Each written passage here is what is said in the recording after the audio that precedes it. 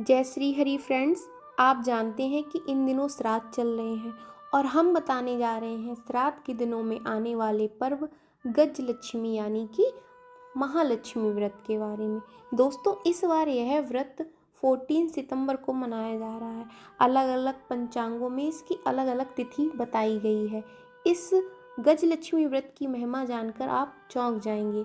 यह व्रत और इस दिन की जाने वाली पूजा का महत्व दीपावली जैसे त्योहारों से भी बहुत अधिक ज़्यादा माना गया है। तो चलिए शुरू करते हैं। सबसे पहले जानेंगे कि यह व्रत कैसे मनाया जाता है।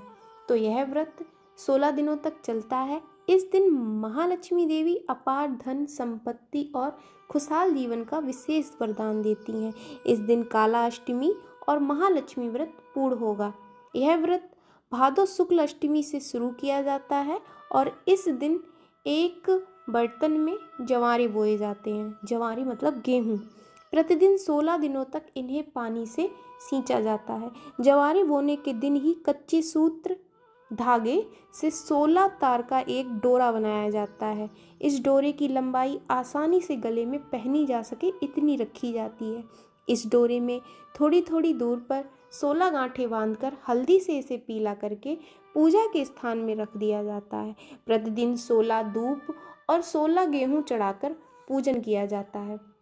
अश्विन यानी कि क्वार मास के कृष्ण पक्ष की अष्टमी के दिन, दूसरे शब्दों में पितृ पक्ष की अष्टमी पर उपवास रखकर श्रृंगार करके 18 मुट्ठी गेहूं आटे से 18 मिट्ठी पूड़ियाँ, जिसको हम पुआ भी कहते हैं, वो बनाई जाती हैं। आटे का एक दीपक बनाकर 16 पूड़ियों के ऊपर रखें और दीपक में एक घी बत्ती रखें। शेष तो पूड़ी महालक्ष्मी को चढ़ाने के लिए रखें।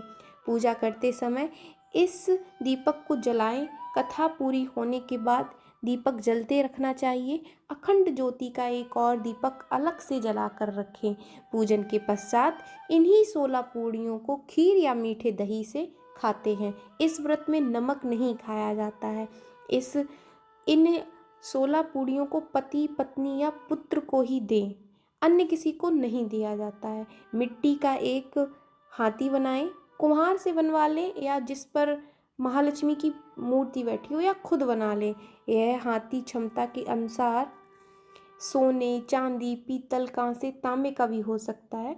वो आप पर डिपेंड करता है कि आप, मुझे लगता है कि मिट्टी का हाथी सबसे बेस्ट होता है। सायंकाल जिस स्थान पर पूजन करना हो उसे गोबर से लीप कर पवित्र करें।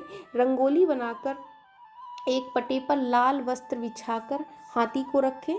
तांबे को एक कलश जल से भरकर चौकी के सामने रखें।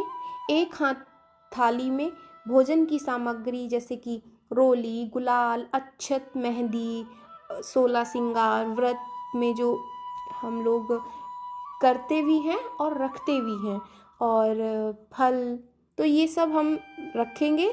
उसके बाद में पंचामृत भी रखना है। केले के पत्ते से इसको सजाया जाता है। चौकी पर 16 तार वाला डोरा रखें और जवारे रखें।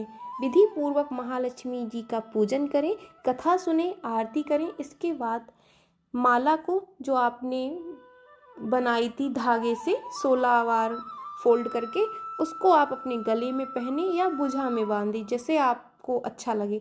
भोजन के पश्चात रात्रि जागरण और भजन कीर्तन करें। दूसरे दिन प्रातःकाल हाथी को जलाशय में विसर्जन करके सुहाग सामग्री ब्राह्मण को दे दें। ऐसा करने से महालक्ष्मी अवश्य प्रसन्न होगी। मानता है कि समुद्र मंथन के समय लक्ष्मी जी प्रकट हुईं और हाथियों ने उनका अभिषेक किया।